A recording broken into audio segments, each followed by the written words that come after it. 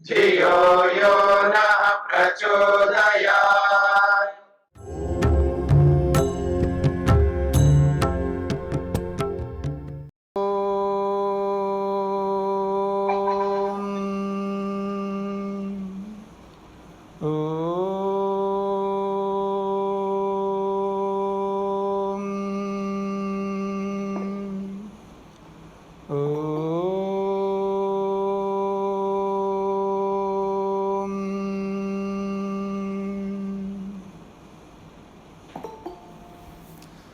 हाँ जी, हमारा जो प्रसंग चल रहा है कठोपनिषद के अंतर्गत चतुर्थी वल्ली 10 श्लोक पूरे हुए हैं। 11वें श्लोक से प्रारंभ होगा।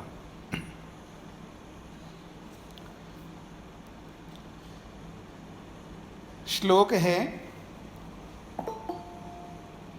मनसैवेदमाप्तव्यं नेह नानास्ति किंचन मृत्योः स मृत्युं गच्छति य इह नानेव पश्यति। मनसा एव इदम् आप्तव्यं न इह नाना अस्ति किंचन मृत्योः स मृत्युं गच्छति यः इह नाना इव पश्यति। श्लोक है जो कहना चाहता है परमात्मा को जो प्राप्त करना है, ईश्वर का जो दर्शन करना है, वो ईश्वर का दर्शन कैसे होगा, उसके लिए कहा जा रहा है मनसा एव इदम आप्तव्यम। ये जो ब्रह्म है, परमात्मा है, मनसा मन के माध्यम से, मन के माध्यम से ही उस परमात्मा को प्राप्त करना चाहिए। न इह नानास्ति किंचन, इह इस संसार में किंचन कुछ भी, नाना न अस्ति, इस परमात्मा को लेकर के इस संसार में कुछ भी अलग अलग नहीं हो सकता। यानी परमात्मा एक ही है, ईश्वर एक है।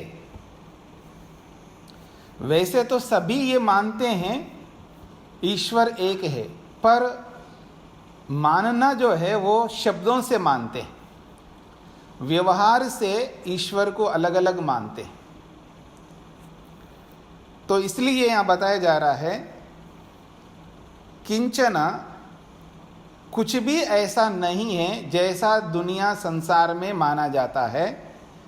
यह इस संसार में नाना न अस्ति, ईश्वर अलग अलग नहीं है।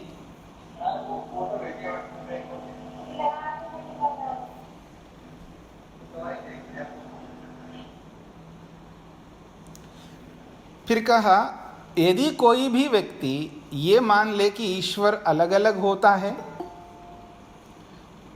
यदि ऐसा अगर मानता है, उसके लिए कहा जा रहा है मृत्योः स मृत्युम गच्छति, एक मृत्यु से दूसरी मृत्यु को वो प्राप्त होता है। सह ऐसा मानने वाला, जो ईश्वर को अलग अलग स्वीकार करने वाला है, वो मृत्योः मृत्युम गच्छति, वो एक मृत्यु से दूसरी मृत्यु को प्राप्त होता है। अर्थात बार बार उसकी मृत्यु होती रहेगी। मृत्यु होगी इसका अर्थ है जन्म भी बार बार होगा और मृत्यु भी होगी। तो जन्म और मरण के चक्र से वो बाहर नहीं निकल सकता। कौन? यह इह नाना इव पश्यति, यह जो कोई भी व्यक्ति यह इस संसार में नाना इव पश्यति, ईश्वर को अलग अलग रूपों में जानता है।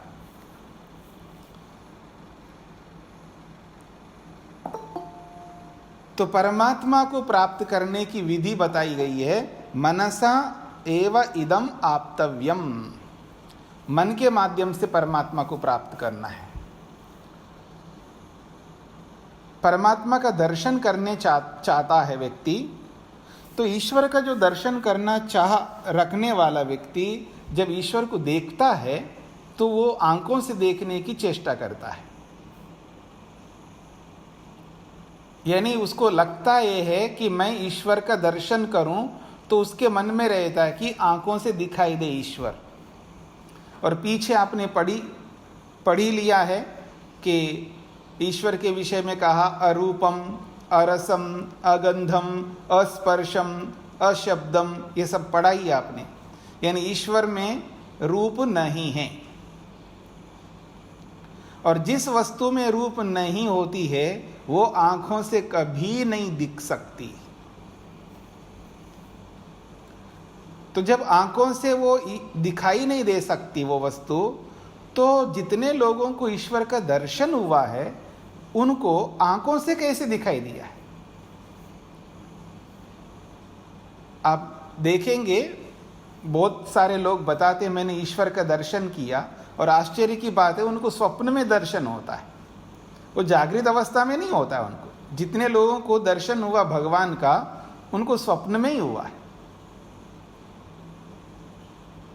आप बहुत सारे संत लोगों को भी आपने देखा होगा, यानी पढ़ा होगा, उनके बारे में कथाएं सुनी होगी, उनको भगवान का दर्शन स्वप्न में ही हुआ।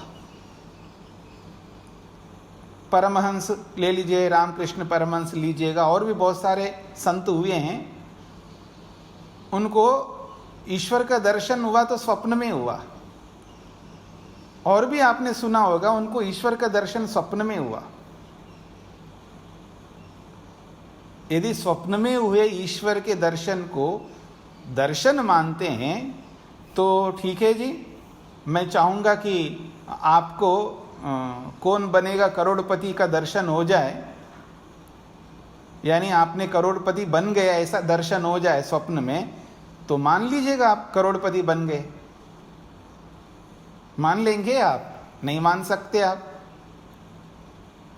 अगर स्वप्न में बहुत कुछ दर्शन आपको भी होता है, उसको क्यों नहीं मानते? जब आप अपने स्वप्न को नहीं मानते हो तो ईश्वर के दर्शन को स्वप्न में हुआ ऐसा जो बोलता है उसको क्यों मानते हो? पुजारी लोग, पंडित लोग, संत लोग बोलते हैं कि हमको भगवान का दर्शन हुआ रात को स्वप्न में, उन्होंने ऐसा कहा है इसलिए ऐसा हम कर रहे हैं, तो उस दर्शन को क्यों मानते आप? मान भी लो दर्शन हुआ तो आंखों से दर्शन हुआ है, तो उसमें तो रूप तो होता नहीं, तो कैसे दर्शन होगा ईश्वर का? तो इसलिए कहा जा रहा है मनसा, मन के माध्यम से दर्शन होगा। अलग अलग वस्तुओं का जो दर्शन है वो अलग अलग साधनों से होता है। रूप का दर्शन तो आंखों से होता है। रूप को जिह्वा से दर्शन नहीं कर सकते। गंध का दर्शन जो है नाक से होता है, तो गंध का दर्शन आप आंखों से नहीं कर सकते। सबके दर्शन अलग अलग हैं। रूप का दर्शन अलग साधन से, गंध का अलग साधन से, स्पर्श का अलग साधन से, सबके दर्शनों का साधन अलग अलग बनाया भगवान ने। और जब सुख का दर्शन होता है, सुख का, तो किससे करते हैं आप सुख का दर्शन? सुख तो होता ही है, आपको सुख मिलता ही है, तो किससे दर्शन करते हैं आप? मन से करते हैं। दुख का दर्शन भी मन से करते हैं। दिखा सकते हैं आप में से किसी को हेडेक हो रहा हो तो दिखाइए मेरे को। सिर दर्द हो रहा हो, पेट दर्द हो रहा हो, कोई भी दर्द हो रहा हो तो दिखाइए आप। हम तो नहीं मानेंगे आप ऐसे बोल रहे हो। दर्द हो रहा है, पीड़ा हो रही है, दुख हो रहा है, कष्ट हो रहा है, दिखाई नहीं दे सकता। फिर भी आपको प्रत्यक्ष है सुख का या दुख का, पर उसको किससे दर्शन कर रहे हो आप? मन से करते हैं आप। तो जैसे सुख का, दुख का दर्शन आप मन से करते हैं, ऐसे ही आत्मा का दर्शन भी मन से करना होगा। इसलिए इंद्रियों को तो मूंदना होगा। आवृत्त चक्षु अमृतत्वमिच्छन्, पीछे पढ़ा आपने। अपनी इंद्रियों को तो बंद करना ही होगा, प्रत्याहार की सिद्धि करनी ही होगी। तो इसलिए कहा मनसा एव इदम आप्तव्यम, मन के माध्यम से ही इस ईश्वर को प्राप्त करना चाहिए। यह इस संसार में किंचना, किंचना का मतलब कुछ भी ऐसा अर्थ होता है, लेकिन कोई भी व्यक्ति ये मानता है कि नाना अस्ति, ईश्वर अलग अलग होते हैं, ऐसा अगर कोई मानता है ना, ऐसा हो नहीं सकता, क्योंकि ईश्वर एक ही है।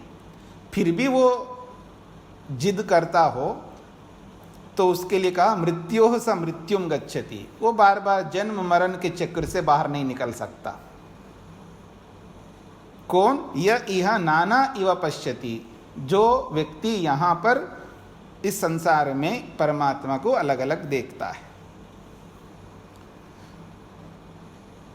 अब वो जो परमात्मा का दर्शन मन से होता है, जब किसी को हुआ है तो कैसे होता है? तो कह रहे हैं अंगुष्ठ मात्रा पुरुषो मध्य आत्मनि तिष्ठति, ईशानो भूत भव्यस्य न ततो विजुगुप्सते एतद् वै तत्। अंगुष्ठ मात्रः पुरुषः मध्ये आत्मनि तिष्ठति, ईशानः भूत भव्यस्य न ततः विजुगुप्सते एतद् वै तत्। अंगुष्ठ मात्रः पुरुषः, पुरुष जो है आत्मा कितना है, कितना बड़ा है, उसका परिमाण बताया जा रहा है। पुरुष का परिमाण, परिमाण समझते हैं, लंबाई चौड़ाई। तो कहते हैं अंगुष्ठ मात्रा, अंगूठे के बराबर है पुरुष, अंगूठे के बराबर है। और मोटे तौर पर आप देखेंगे इसको, पूरा शरीर को देखिएगा, आपका जिसका भी जो भी शरीर है, किसी का 6 फुट का, किसी का 5.5, किसी का 5, जितना भी है, इतना लंबा चौड़ा शरीर है। और कोई बहुत मोटा होगा और लंबा भी होगा तो कितना बड़ा शरीर लगेगा उसका।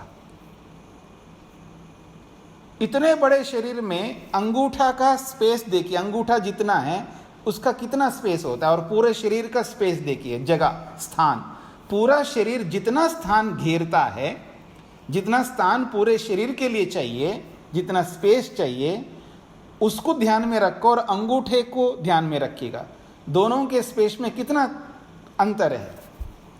तो ये कहा जा रहा है पुरुषः अंगुष्ठ मात्रः, ये तो अंगूठे के बराबर है। इसका मतलब ये कि बहुत सूक्ष्म है, इसका ये अभिप्राय है। इसका ये अभिप्राय नहीं है, सीधा सीधा अर्थ नहीं है यहाँ पर कि अंगूठा जितना ही आत्मा होता होगा, ऐसा नहीं समझना है। यहाँ एक बात आपको और समझनी है कि वाक्य के 3 प्रकार के अर्थ होते हैं, शब्दों के 3 प्रकार के अर्थ होते हैं। एक अर्थ होता है जैसा शब्द बोलता है वैसा ही अर्थ निकलता है।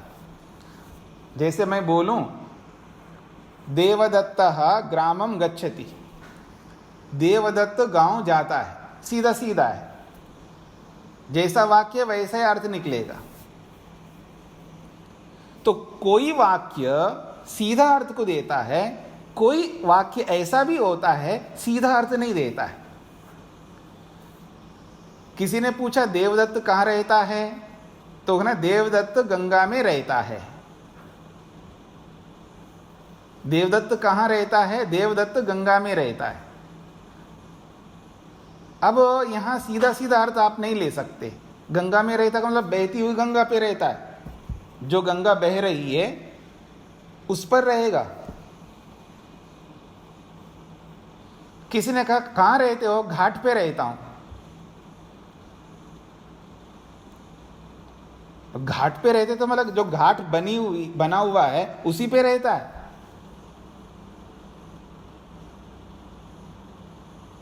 तो घाट के किनारे पे रहता है, ऐसे गंगा पे रहता है मतलब गंगा के किनारे पे रहता है। तो उसका सीधा अर्थ नहीं लोगे आप। इसको कहते हैं लक्षणा। एक होता है अभिधा। अभिधा का मतलब जैसा वाक्य है उसका सीधा वैसा का वैसा अर्थ लेंगे। इसको दर्शन की भाषा में कहते हैं अभिधा। अभिधा का मतलब है जैसा लिखा हुआ वैसा ही अर्थ लेना है, बदलना नहीं। आप बदल नहीं सकते उस शब्द का अर्थ, उसको कहते हैं अभिधा। और एक वाक्य होता है लक्षणा। लक्षणा का मतलब है लक्षणों से उन शब्दों का अर्थ लिया जाता है। किसी से आपने पूछा है कि अमुक व्यक्ति का घर कहाँ है, ये जो दिख रहा है ना, वो जो पेड़, लंबा सा पेड़ दिख रहा है, बस समझ लेना उस पेड़ के पास जो मकान है वो उन्हीं का है। तो वो पेड़ लक्षित कर रहा है उस व्यक्ति के मकान को, उस पेड़ के, उस वृक्ष के थ्रू उस व्यक्ति के मकान को समझ रहे हैं। चिन्ह कहते हैं इसको, किसी के माध्यम से किसी को समझते हैं हम लोग। तो लक्षणा में क्या होता है, चिन्हों के माध्यम से उस बात को समझते हैं। तो गंगा पे रहता का मतलब है गंगा के किनारे पे रहता है, ना कि बहती हुई गंगा में रहेगा। तो इस प्रकार के वाक्यों को लक्षणा कहते हैं। और कुछ ऐसे भी वाक्य होते हैं जो बिल्कुल ही कुछ और ही अर्थ निकलते हैं उनके, उनको कहते हैं व्यंजना। व्यंजना का वाक्य जो है, उदाहरण के लिए मैं आपको बोलूं, मान लीजिए कोई आप में से कम उम्र के हों और विवाहित हों, और उनके जो पतिदेव है बहुत खुश होकर के आए घर, बाहर से कुछ विशेष उपलब्धि हो गई होगी, बहुत खुशी से आता है और आकर के पत्नी को कहता है कि आपको क्या चाहिए,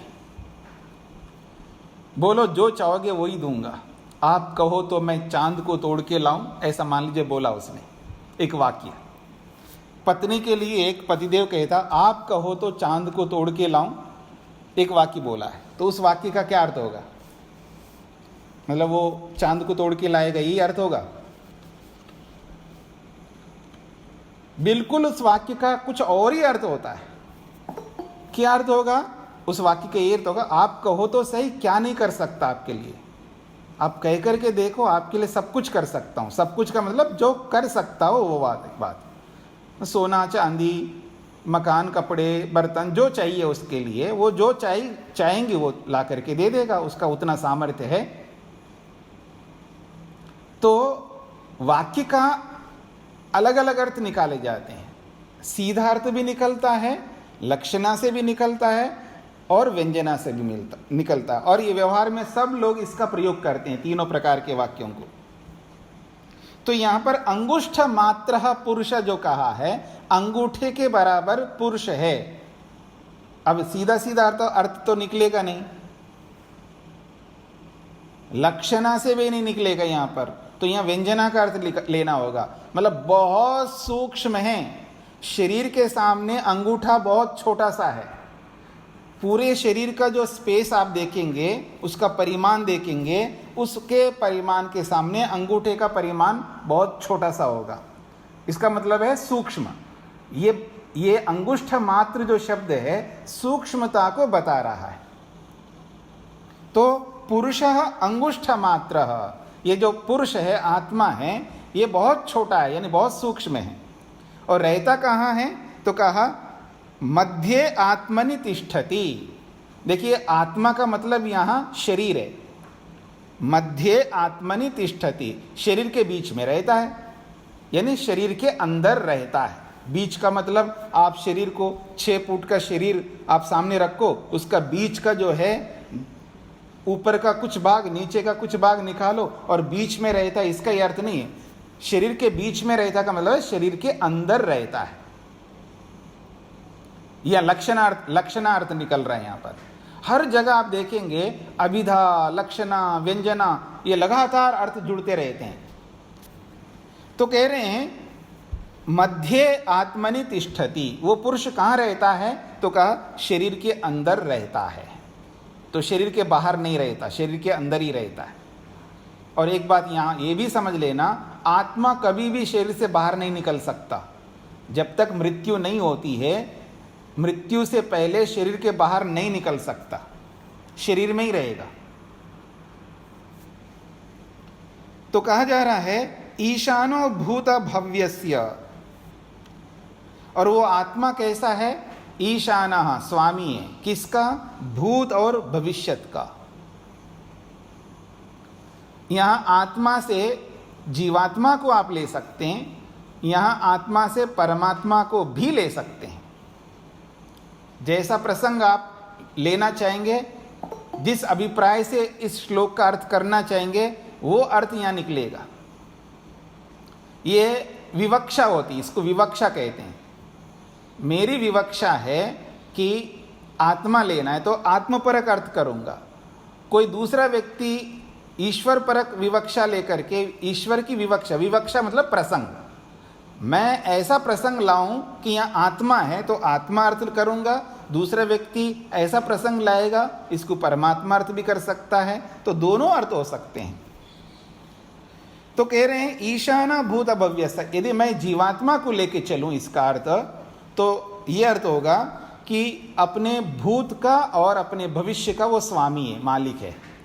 मैंने पीछे भी बोला था, भूत जो भी भूतकाल में हमने कर्म किए हैं, बहुत सारे कर्म किए हैं, अनगिनत कर्म किए हैं, उन सब कर्मों को हम जानते हैं कि कैसे कर्म किए हैं। उन कर्मों के मालिक हैं, स्वामी हैं, और आगे जो करने जाएंगे करेंगे भविष्य में, उनको भी हम जानते हैं क्या क्या करना है मेरे को भविष्य में। बहुत सारी योजनाएं लेकर के आप चलते ही हैं, तो क्या क्या करना है मेरे को भविष्य में। निकट भविष्य का बता दूं, क्लास के बाद कोई भोजन बनाने में लग जाएंगे, ठीक है जी। क्लास के बाद कोई बना हुआ भोजन हो तो उसको खाने में लग जाएंगे। कुछ ना कुछ तो कर्म करेंगे ना भविष्य में। तो आपको पता है मेरे को भविष्य में क्या करना है, तो आप अपने भविष्य के कर्मों को भी जानते हैं, निकट भविष्य को भी जानते हैं, कल के दिन को भी जानते हैं, 10 साल के बाद क्या होगा उसको भी जानते हैं। बहुत योजनाएं लेकर के चलते हैं ना आप लोग, बीमाएं करवाते रहते हैं ना, बहुत दूर तक लेकर के जानते हैं तभी तो करवाते हैं आप। तो कहने का अभिप्राय है ईशाना भूत भव्यस्य, अपने भूत और भविष्य के वो आत्मा स्वामी है। अगर कोई आत्मा यानी कोई मनुष्य अपने अच्छे भूत को समझता है, यानी मैंने अपने भूत में बहुत अच्छे कर्म किए और जब अच्छे कर्म किए तो भविष्य में भी करूंगा, तो ना ततः विजुगुप्सते, तब उसको कोई संशय नहीं होगा। अगर मर भी जाऊं ना अभी तो मेरे को कोई दुख नहीं होगा, कष्ट नहीं होगा।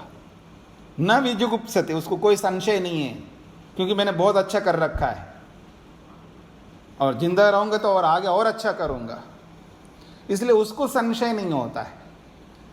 अपने लिए कोई संशय नहीं होता, किसी के बारे में कोई संशय नहीं होता, क्योंकि उसका प्रारब्ध अच्छा बनता जा रहा है। तो इसलिए कहा जा रहा है न तथा विजुगुप्सते, वो संशय को प्राप्त नहीं होगा। एतद् वै तद्, ये वही आत्मा है जिसके बारे में तू जानना चाहता है नचिकेता, ऐसा यमाचार्य नचिकेता को कह रहे हैं। ये आत्मपरक अर्थ मैंने आपके सामने किया है। अब इसी को परमात्मा परक अर्थ भी ले सकते हैं। अंगुष्ठ मात्र पुरुषः, ये जो आत्मा है बहुत सूक्ष्म है, मतलब सूक्ष्म से सूक्ष्म स्थान में भी आता है परमात्मा। अणोरणीयान महतो महीयान, पीछे पढ़ा आपने।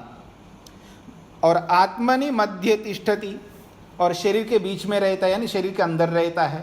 परमात्मा का साक्षात्कार शरीर के अंदर होता है। अब मेरी ओर देखिएगा, जो कोई भी व्यक्ति ईश्वर का दर्शन करना चाहेगा, कोई भी, उसके जो भी शर्तें हैं उन सारे शर्तों को पूरा लागू कर ले और दर्शन करना चाहेगा, तो शरीर से बाहर कभी नहीं कर सकता।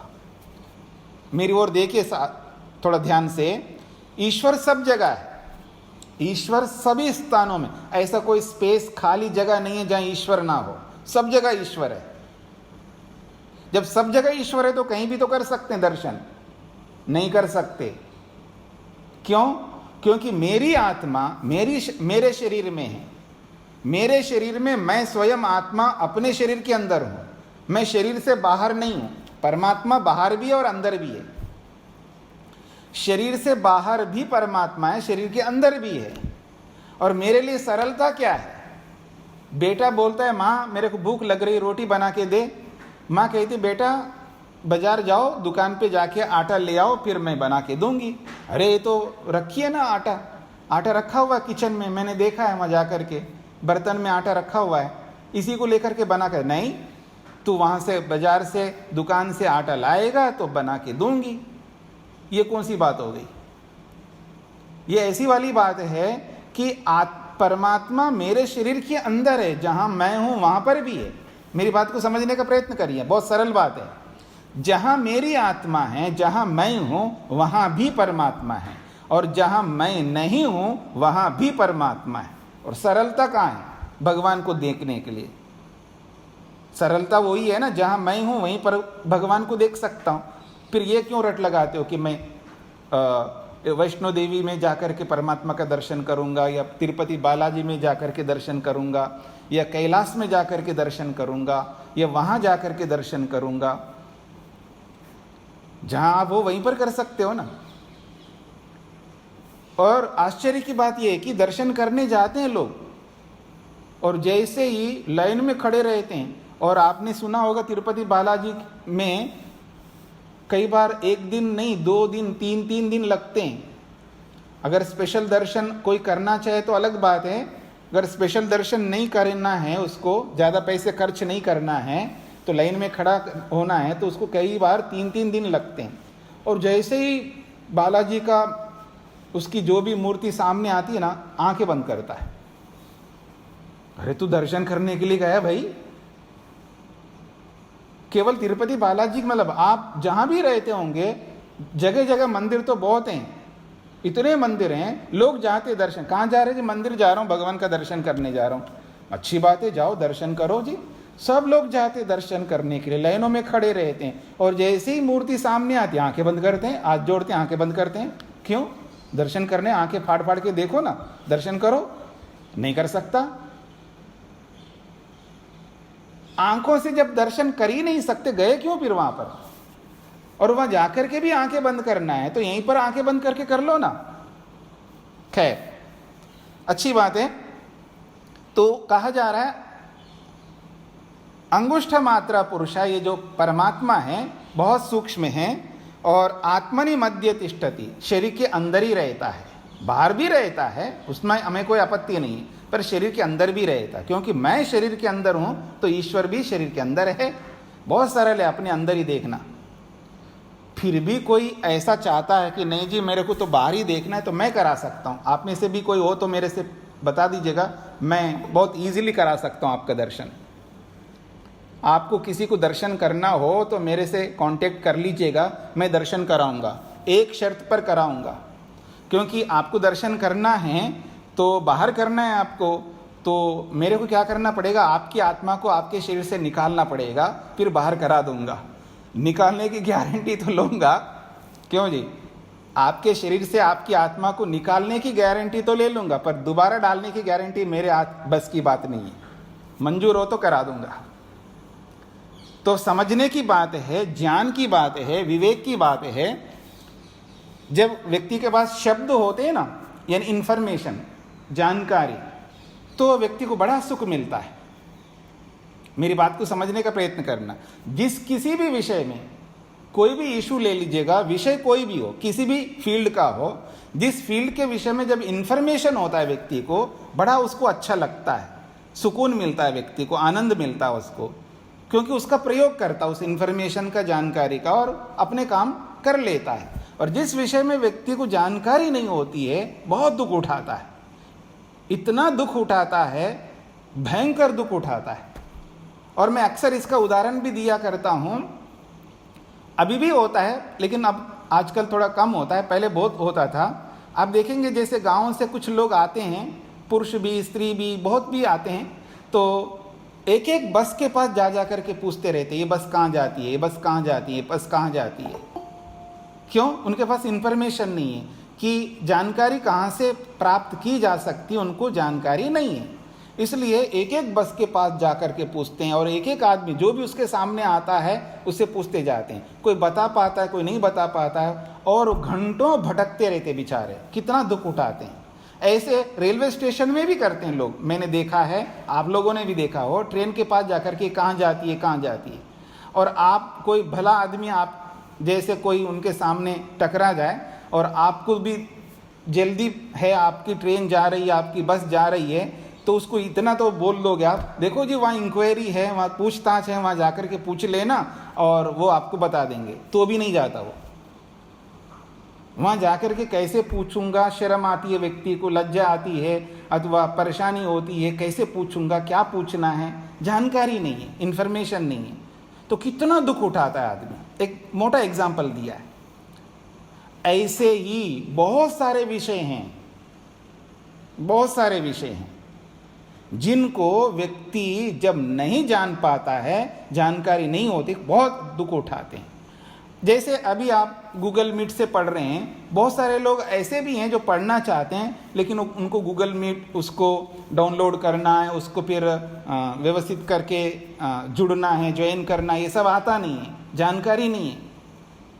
ईजी प्रोसेस है, बहुत 2 मिनट भी नहीं लगता है, लेकिन जब जानकारी नहीं होता है तो फिर वो कर नहीं पाते। और आप क्यों नहीं जुड़े? क्या करूं जी, मेरे को पता नहीं है, मेरे को जानकारी नहीं है, मेरे को चलाना नहीं आता, वो आता, ये परेशान होते हैं। और जिनको आता है उनके लिए कोई परेशानी नहीं है। तो इन्फॉर्मेशन, जानकारी जिस विषय में जिस व्यक्ति को होती है, मैं ये नहीं कहना चाह रहा हूँ कि हमें सबकी जानकारी होनी चाहिए, लेकिन जो हमें आवश्यक है, जिसके बिना हमारा काम नहीं चलता है, उसकी जानकारी हमारे पास होनी चाहिए। ठीक इसी प्रकार से जिस ईश्वर को हम पाना चाहते हैं, उसका दर्शन करना चाहते हैं, तो उसके लिए बहुत जानकारी चाहिए हमको। इतनी अधिक जानकारी चाहिए, जितना अधिक जानकारी होगी उतना ही शीघ्र हम ईश्वर तक पहुंच पाएंगे। इसलिए मैंने ये सारी बातें आपके सामने रखी है। तो वो ईश्वर जो है शरीर के अंदर रहता है और शरीर के अंदर ही प्राप्त होगा, शरीर के बाहर कभी किसी को प्राप्त ना हुआ, ना हो रहा है, ना आगे होगा। ईशाना भूत भव्यस्य, वो ईश्वर स्वामी है, भूत को भी जानता है, आपके सारे भूत को जानता है, एक एक कर्म को जानता है, आपके भूतकाल में आपने क्या किया है, छोड़ेगा नहीं बिल्कुल किसी को। और आपके भविष्य को भी जानता है, आप क्या क्या करने जाओगे, उसको पता है आप क्या क्या करामत करोगे, सब पता है उस ईश्वर को।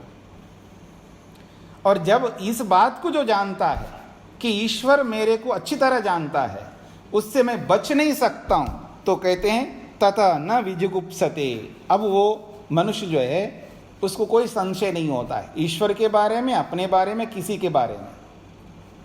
एतद वैतद, वही ईश्वर है, वही परमात्मा है।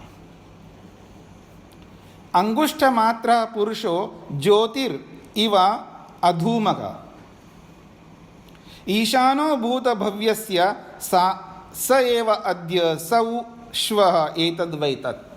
इसी बात को और अच्छी तरह समझाने का प्रयत्न कर रहे हैं।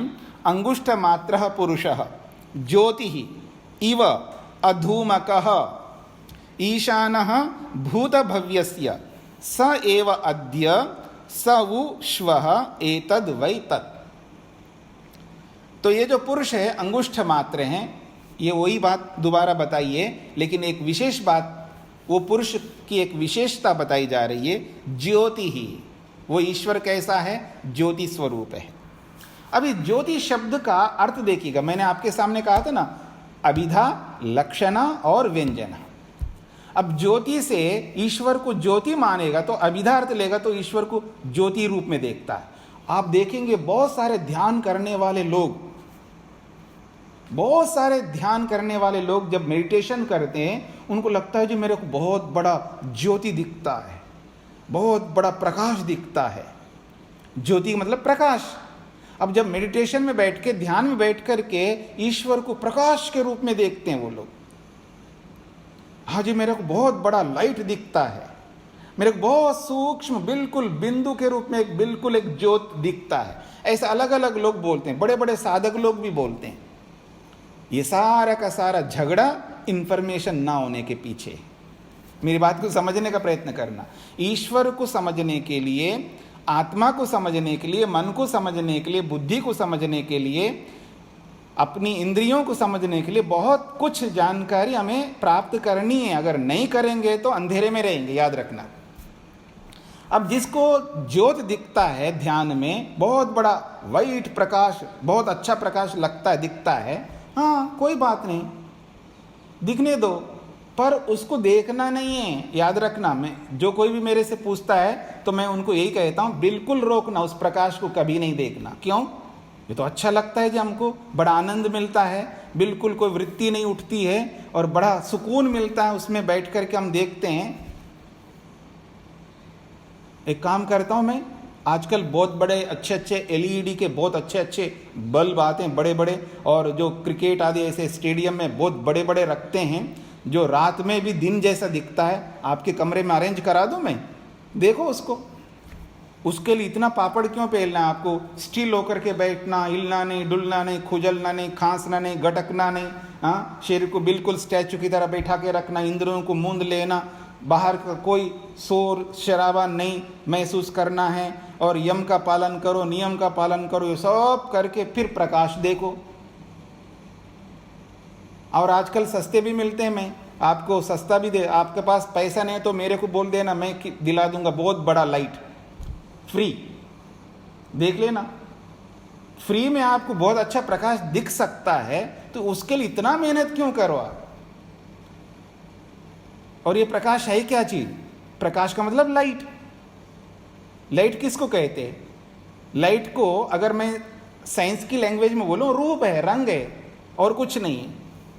और ये रूप रंग जो है, लाइट के रूप में जो भी दिख रहा है वो रूप ही तो है। प्रकाश जो है रूप है, नेत्र का, आंख का विषय है, और ईश्वर में तो कोई रूप नहीं है। तो भाई जो लाइट देख रहे हो वो क्या है? वो मटेरियलिस्टिक है, प्राकृतिक है, ये समझने का प्रयत्न करना। मटेरियलिस्टिक है वो लाइट, जो भी आप देखते हैं ध्यान में बैठ करके, वो सब प्राकृतिक भौतिक वस्तु है। तो परमात्मा भौतिक वस्तु बिल्कुल नहीं है। परमात्मा तो अभौतिक है, चेतन है, उसमें कोई लाइट नहीं है, याद रखना। उसमें कोई रूप है ही नहीं है, तो लाइट कैसे दिखेगा? फिर ज्योति बोला है परमात्मा को, तो अभिधार्थ नहीं लेना, वहाँ लक्षणा ले लो। ज्योति का मतलब ज्ञान स्वरूप है, नॉलेज है ईश्वर के पास, ज्ञान गुण ईश्वर के पास है, और अथाह ज्ञान है परमात्मा के पास। तो इसलिए जहाँ भी आप संध्या भी करते हैं, संध्या में भी ईश्वर को ज्योति के रूप में कई बार आता है, तो वहाँ ज्ञान अर्थ लेना। ईश्वर के पास में अनंत ज्ञान है, ज्ञान के वो भंडार हैं। तो कहा जा रहा है ज्योति ही, वो ज्योति स्वरूप है। फिर कहा ज्योति इव अधूमकः। धूमक कहते हैं धुआं, इव का मतलब समान, मानो वो ज्योति है, लेकिन ऐसा ज्योति है क्योंकि ज्योति जब जल रही होती है, दीपक जब जलाओ आप, तो वहाँ धुआं भी होता है।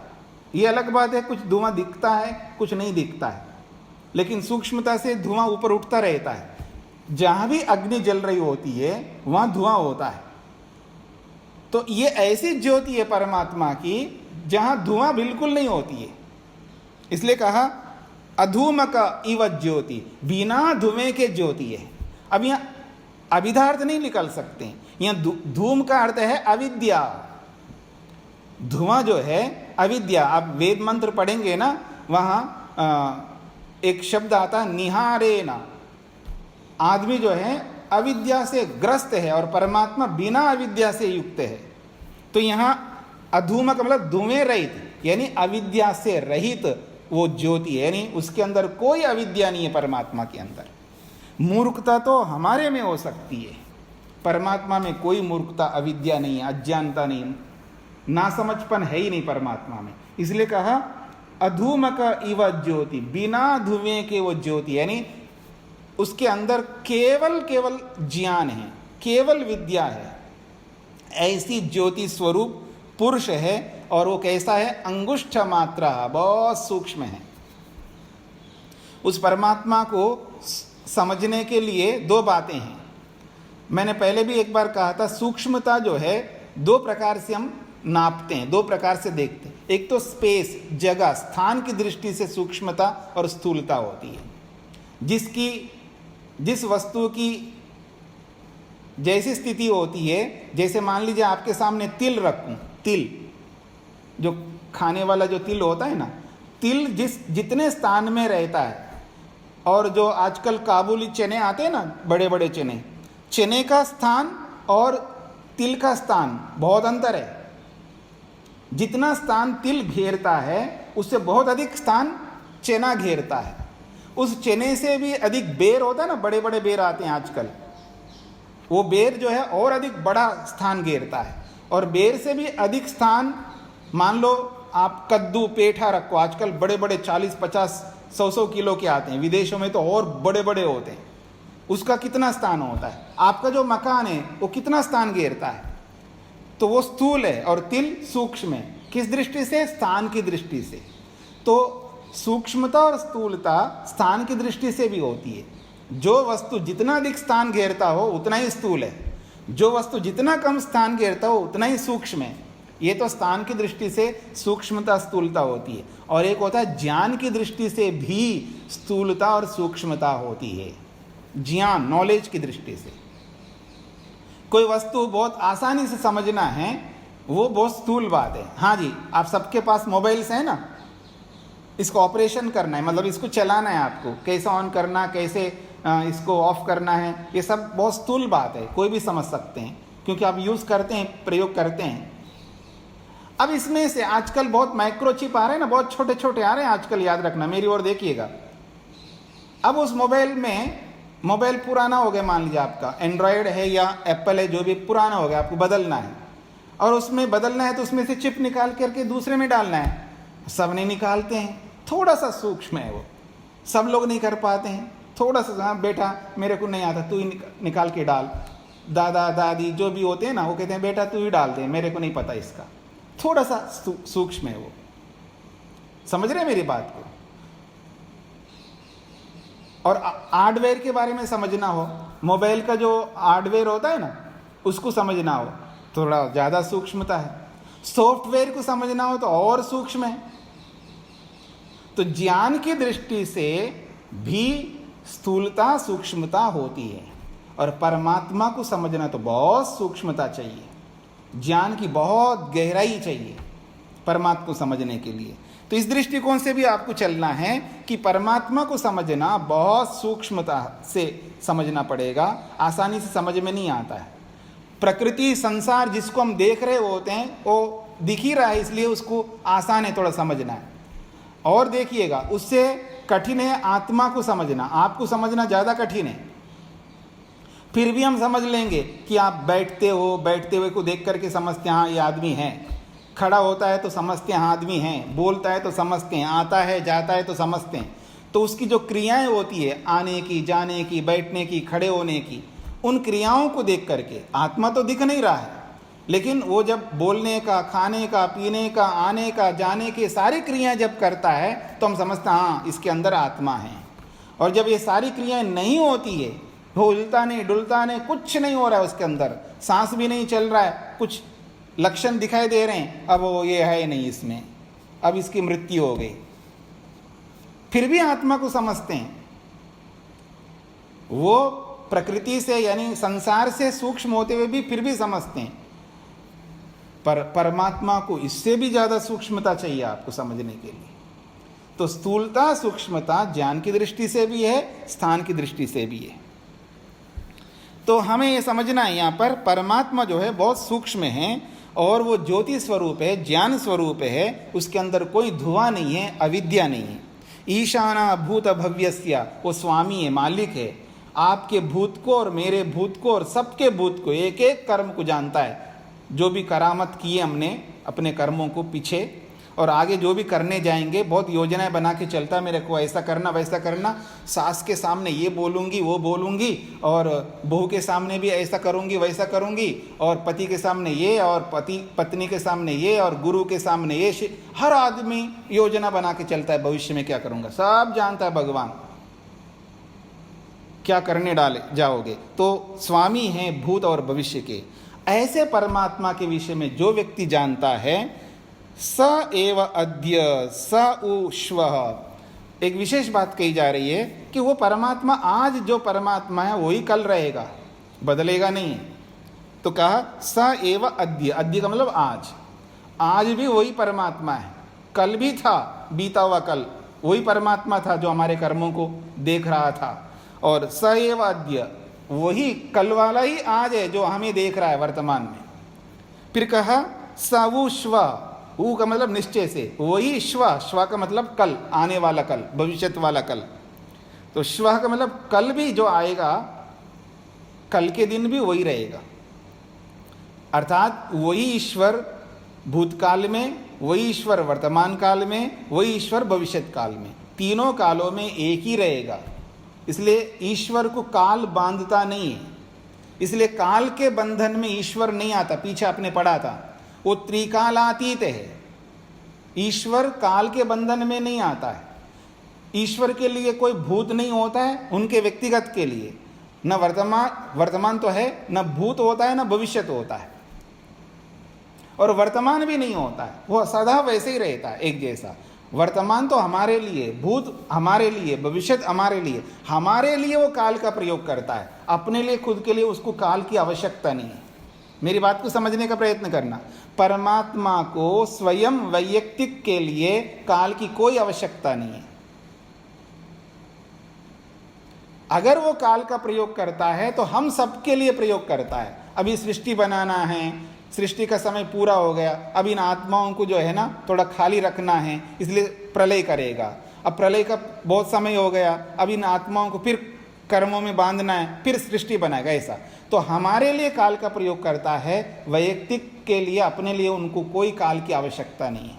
बिना काल के वो आराम से रहेगा, इसलिए उसको कहते त्रिकालातीत। तो स एव अद्य, वही परमात्मा हमारे लिए आज के लिए है। स हु श्वः, वो कल के लिए भी रहेगा। एतद वैतद, ऐसा परमात्मा है। ऐसे परमात्मा को ये नचिकेता तुम्हें समझना है, जानना है। फिर कहा यथा उदकम दुर्गे वृष्टम पर्वतेषु विधावति एवं धर्मात् पृथक पश्यंस तानेव अनुविधावति। एक बहुत बड़ी बात कही जा रही है। एक मूर्ख व्यक्ति के लिए, अज्ञानी व्यक्ति के लिए बात कही जा रही है। यथा उदकम पर्वतेषु वृष्टम, जैसे पर्वतेषु, पर्वतों में, बहुत घने पर्वत होते हैं, उन पर्वतों में अगर बरसात हो गई, क्योंकि पर्वतों में ज़्यादा होता है, घने जंगलों में बरसात ज़्यादा होती है, वहाँ वृक्ष ज़्यादा होते हैं, जहाँ वृक्ष ज़्यादा होते हैं वहाँ बरसात होती है अच्छी। तो कह रहे हैं पर्वतेषु, जो पर्वतों में उदकम वृष्टम, बरसात हो गई है। और जब पर्वतों में हो गई है तो पानी तो कहीं तो जाएगा ना, ढलान जहाँ होगा वहाँ पर जाएगा। तो दुर्गे विधावती, दुर्गे का मतलब है बिल्कुल अलग अलग कठिन रास्तों में से निकल करके पानी जा रहा है, जहाँ भी उसको रास्ता मिल जाता है उधर ही बहने लग जाता है पानी।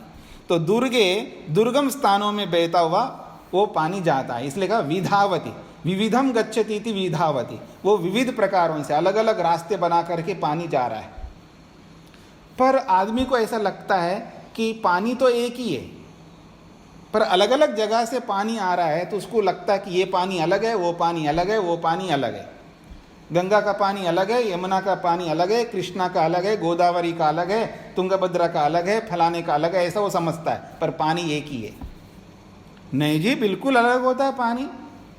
वो पानी अलग नहीं होता है, पानी के साथ वो पृथ्वी मिली हुई आ रही है, धरती के मिनरल्स उसके अंदर आते हैं, उसके कारण से अलग अलग लगता है आपको। पानी तो एक ही होता है। मेरी बात को पकड़ने का प्रयत्न करना, पकड़ तो रहे हैं आप। वैसे तो कहने का अभिप्राय है पानी तो एक ही होता है, पर पानी के साथ में जो धरती, अलग अलग जगह से जो पानी आ रहा है ना, तो धरती के तत्व उसमें मिलकर के आ रहे होते हैं, इसलिए वो पानी हमको अलग अलग दिखता है, पर अलग अलग नहीं होता है। अब इस बात को जो जानता है, ठीक इसी प्रकार से कह रहे हैं एवं इसी प्रकार से धर्मान पृथक पश्यन, ईश्वर के अलग अलग गुणों को वो देख रहा होता है, और अलग अलग गुणों को देखता हुआ वो क्या करता है, तानेव अनुविधावती, उन्हीं को ईश्वर मान बैठता है। गुण को गुणी मानने लगता है व्यक्ति। जैसे कोई ब्रह्मा को अलग देखता है, विष्णु को अलग देखता है, शिव को अलग देखता है, ईश्वर के अलग अलग रूप धारण किए ना, तो व्यक्ति के रूप में देख रहा वो ईश्वर को, उसके गुणों को व्यक्ति का स्वरूप दे दिया, गुण को गुणी बना दिया उसने, धर्मों को धर्मी बना दिया। यही अज्ञानता है। ऐसा नहीं देखना चाहिए। वो एक ही है। जैसे पानी एक होता हुआ अलग अलग जो दिख रहा है उसको, वैसे ही ईश्वर एक होता हुआ उसके अलग अलग गुणों से उसको अलग अलग मत देखना, एक ही देखना। तात्विकता यही है। ईश्वर एक है, अनेक नहीं है। ये इसका अभिप्राय है। यथा उदकम शुद्धे शुद्धम आसिक्तम तादृगेव भवति एवं मुनेर विजानता आत्मा भवति गौतमा। गौतम जो है ये गौतम कुल में उत्पन्न होने के कारण से नचिकेता को गौतम भी बोला जाता है। ये गोत्र से बोला जा रहा है, गोत्र वाला नाम है ये गौतम। तो कहते यथा उदकम, जैसे पानी शुद्धे शुद्धम, पानी को शुद्ध जल में आप डाल दीजिएगा, कोई एक अलग से पानी लाइए उसको शुद्ध जल में डाल दीजिएगा तो शुद्धम, वो पानी शुद्ध ही दिखेगा, और अशुद्ध जल में डाल तो वो अशुद्ध बन जाएगा। तादृगेव भवति, वैसा ही होता है। वैसा ही होता है का मतलब है जिस पानी में आप मिला रहे हो वो पानी जैसा होता है वो भी अपना स्वरूप वैसे ही बना के रखता है। शुद्ध में शुद्धता का स्वरूप रखता है पानी, और अशुद्ध में मिला हो तो अशुद्धता का स्वरूप दिखाई देगा। एवं इसी प्रकार से मुनेर विजानता आत्मा भवति गौतमा, ऐसे ही इस आत्मा को आप समझ लो वो शुद्ध है। अब अशुद्ध मन के साथ आप देखोगे तो आत्मा बहुत घिनौना दिखेगा आपको, क्योंकि मन अशुद्ध है, और शुद्ध मन से देखो तो आत्मा बिल्कुल शुद्ध दिखाई देगा। इसलिए कहना चाह रहे हैं एवं मुने है विजानता, मुनि यानी ईश्वर को प्राप्त करने के लिए व्यक्ति को मौन होना पड़ता है, मुनि बनना पड़ता है, मतलब मनन करना पड़ता है, चिंतन करना पड़ता है, अंतरात्मा में उतरना पड़ता है, इसको कहते हैं अंतर्मुखी बनना पड़ता है। तो मुने का मतलब है मननशील व्यक्ति के लिए आत्मा भवति, आत्मा वैसा ही होता है जैसे पानी होता है। जैसे पानी शुद्ध होता है, अपने आप में पानी शुद्ध होता है, लेकिन अशुद्ध के साथ जुड़ करके वो अशुद्ध सा दिखता है, और शुद्ध के साथ जुड़ करके जैसा था वैसे ही दिखेगा, क्योंकि वो जिसके साथ जुड़ रहा है वो शुद्ध है। तो इसी प्रकार आत्मा को शुद्ध मन के साथ जोड़ो, अशुद्ध मन के साथ मत जोड़ो, अर्थात मन को शुद्ध बना के रखो तो हमेशा आत्मा शुद्ध ही रहेगा, इसका ये अभिप्राय है। तो ये पूरा हो गया, चतुर्थ वल्ली पूरी हो गई थी, चौथा भाग पूरा हो गया। तो एक प्रश्न आया हुआ है, मैं देखता हूं प्रश्न।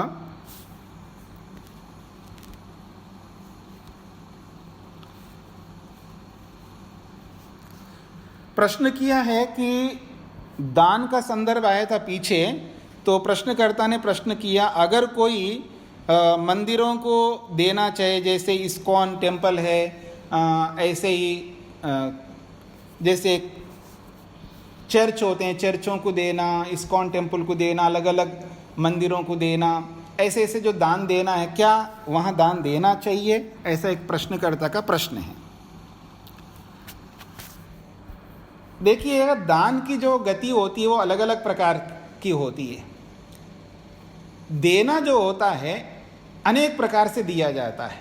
एक देना होता है जहाँ ये नहीं देखा जाता है ये किस धर्म का है, यानी किस मत का है, किस संप्रदाय का है, ये अपने बिरादरी का है या दूसरे का, ये कुछ नहीं देखा जाता है।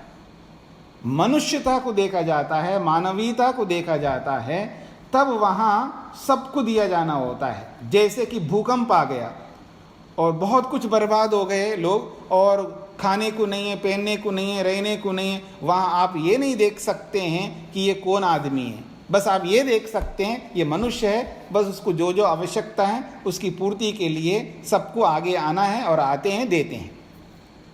भूकंप है, आंधी है, तूफान है, ये जैसे आजकल का कोरोना है, ऐसे बहुत सारे विपदाएं आती है, वहाँ पर नहीं देखा जाता है किसको देना किसको नहीं देना है। वहाँ सबको, मनुष्य मात्र को सेवा करनी चाहिए, हेल्प करना चाहिए। एक नॉर्मल सामान्य जो स्थिति होती है, सामान्य स्थिति में जब हम किसी को देना चाहते हैं, फिर वहाँ पात्रता देखी जाती है, योग्यता देखी जाती है, कौन किस योग्यता को रखता है, कहाँ देना चाहिए कहाँ नहीं देना चाहिए, ये हमें देखना पड़ता है। जैसे मान लो भिखारी है, भिखारी को नहीं देना चाहिए, उसको प्रेरित करना चाहिए कर्म करने के लिए, मेहनत करने के लिए, फिर भी नहीं करता है तो उसको पैसे तो बिल्कुल नहीं देना चाहिए।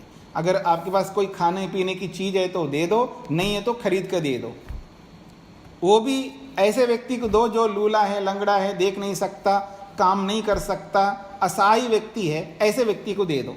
और जो सर्वांग सुंदर है, मतलब शरीर उसका अच्छा है, फिर भी मांग रहा है, तो उसको क्यों दो आप? उसको यही प्रेरित करो, कर्म करो भाई, ऐसे व्यक्ति को तो देना नहीं है। और फिर मंदिर है और ऐसी जगह, मंदिरों में भी नहीं देना चाहिए। मंदिरों में वैसे ही बहुत होता है, और कोई कोई ऐसे भी मंदिर होते हैं जहाँ पैसा नहीं होता है। जैसे विदेशों में बहुत सारे चर्च ऐसे भी होते हैं जहाँ उनके पास पैसे की बहुत कमी होती है, इसलिए उनको क्या करना पड़ता है, मंदिर को रेंट पे देना पड़ता है। मैंने कई जगह अमेरिका में, कनाडा में ऐसी जगहों पर देखा हूँ, वहाँ चर्च जो है किराए पे देते हैं और वहाँ जाके आर्य समाजी लोग हवन करते हैं, किराए पे लेते हैं, चर्च में जाकर के चर्च के अंदर हवन करके आते हैं, क्योंकि उनके पास अपना मंदिर नहीं, अपना समाज नहीं होता है कई लोगों के पास में। फिर वहाँ चर्च में बैठ करके साप्ताहिक सत्संग करते हैं, हवन करते हैं और उसका किराया देते हैं। क्योंकि चर्च ऐसे नहीं सब चर्चों के पास पैसा होता हो, ऐसे बहुत सारे चर्च होते हैं जिनके पास पैसा नहीं होता है। तो ऐसी स्थिति में अगर वहाँ जाकर के उनका लाभ उठा रहे हो तो वहाँ किराए देना आदि तो चल सकता है। वैसे कोई डोनेट करना है आपको तो चर्च में, मंदिरों में क्यों दो? दुनिया में बहुत सारे पात्र लोग हैं, योग्यता रखने वाले हैं, उनको आपको दान देना चाहिए। और फिर दान भी किन किन को देना चाहिए? पात्र वाले भी, योग्यता वाले भी बहुत लोग होते हैं, तो फिर वहाँ अलग अलग प्रक्रिया देखनी पड़ती है, योग्यताएं देखनी पड़ती है। उत्तम से उत्तम व्यक्ति को भी देना होता है और निम्न स्तर के निम्न स्तर को भी देना होता है। पात्र दोनों हैं, दोनों पात्र होते हैं, मतलब सबकी योग्यता एक जैसा नहीं होता है। एक बहुत एक्सट्रीम बंदा होता है, पात्र है जिसको देना चाहिए, और एक साधारण से साधारण भी रहता है, वो भी पात्र है, उसको भी देना होता है। तो उत्कृष्ट को भी दो, अधिक से अधिक दे सकते हो, और साधारण से साधारण पात्र व्यक्ति को भी दे दो, उसको कम दे दो। हर प्रकार के वर्ग के लोगों को देना चाहिए जिनको आवश्यकताएं, पात्र हैं। और एक जगह कभी भी दान नहीं देना चाहिए। मेरी बात को समझने का प्रयत्न करना, एक जगह कभी नहीं देना चाहिए, अनेक जगह देना चाहिए, क्योंकि पात्र लोग बहुत है दुनिया में, तो अनेक जगह दे दो, थोड़ा थोड़ा करके सब जगह दे दो, एक जगह नहीं दो। हाँ, ये जरूर है कि अधिक योग्य व्यक्ति को देना चाहिए। और अधिक योग्यता की दृष्टि से देखेंगे, जैसे मान लीजिएगा आप जो वेद पढ़ने पढ़ाने वाले हैं तो सबसे ज़्यादा योग्य व्यक्ति होते हैं, वेद को पढ़ रहे हैं, पढ़ा रहे हैं, उनको दे सकते हैं, ब्रह्मचारियों को दे सकते हैं। और भी लोग होते हैं जो गुरुकुल, जैसा आजकल गुरुकुल चलते हैं, गुरुकुल के विद्यार्थी होते हैं जहाँ निःशुल्क पढ़ाई होती है, ऐसे लोगों को दे सकते हैं। और बहुत सारी कन्याएं ऐसी होती हैं जिनकी शादियां नहीं हो पा रही होती पैसा ना होने के कारण से, पात्र हैं, मतलब मेहनत करते हैं अपने योग्यता के अनुसार, लेकिन उनके पास उतना पैसा नहीं होता है, तो ऐसे असहाय जो भी कन्याएं होती जिनकी शादियां नहीं होती, ऐसे लोगों को भी आप दान कर सकते हैं।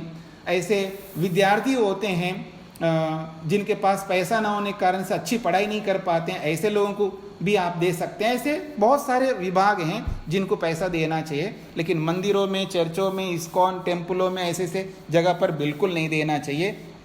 और दूसरी बात यह है कि जहाँ अधर्म होता हो वहाँ तो बिल्कुल नहीं देना चाहिए, जहाँ धर्म होता हो वहाँ देना चाहिए, जहाँ न्याय होता हो वहाँ देना चाहिए, जहाँ सत्य है वहाँ देना चाहिए, जहाँ यथार्थ ईश्वर की पूजा होती हो वहाँ देना चाहिए। ऐसी बहुत सारी बातें, इस दृष्टिकोण से हमें ये देखना पड़ता है कहाँ देना, कहाँ नहीं देना, कितना देना, कितना नहीं देना।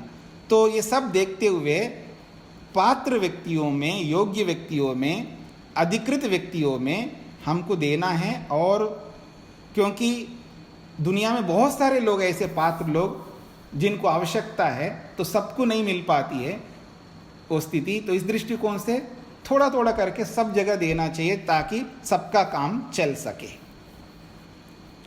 तो एक प्रश्न और आया मेरे पास में कि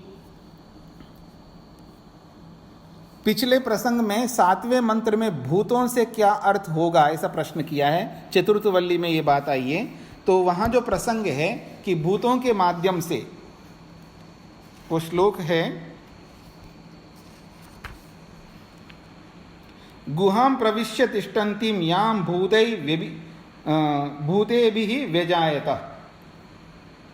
तो परमात्मा भूतों के माध्यम से प्रकट होता है। भूत का अर्थ शरीर है, भूत का अर्थ इंद्रियां हैं, भूत का अर्थ मन भी है, भूत का अर्थ अहंकार भी है। भूत का मतलब वस्तु, पदार्थ, भूत शब्द के दो अर्थ होते हैं, चेतन को भी भूत कहते हैं और जड़ को भी भूत कहते हैं। तो वहाँ 7वें श्लोक में जो भूत शब्द है वो जड़ वस्तु के लिया है। तो भूतों से वो प्रकट होता है परमात्मा, मतलब है प्राकृतिक तत्वों से, यानी सृष्टि से परमात्मा प्रकट होता है।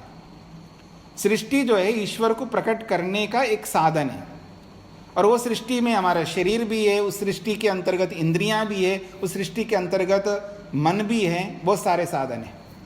पृथ्वी, जल, अग्नि, वायु, आकाश, पंचमहाभूतों से लेकर के महतत्व रूपी बुद्धि तक जितने भी विकारी कार्य पदार्थ हैं, ये सब के सब ईश्वर को प्रकट करते हैं, यानी ईश्वर को प्रकट करने का माध्यम बनते हैं, वो साधन बनते हैं।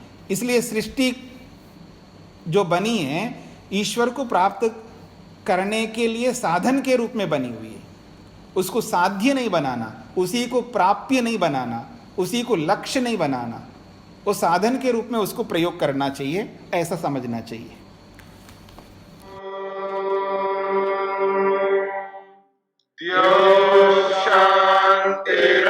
शांतिरंतरिक्षं शांति पृथिवी शांतिरापः शांतिरोषधयः शांतिः वनस्पतयः शांतिर्विश्वे देवाः शांतिर्ब्रह्म शांति सर्वं शांति शांतिरेव शांति क्षमा शांतिरेधि। ओम शांति शांति।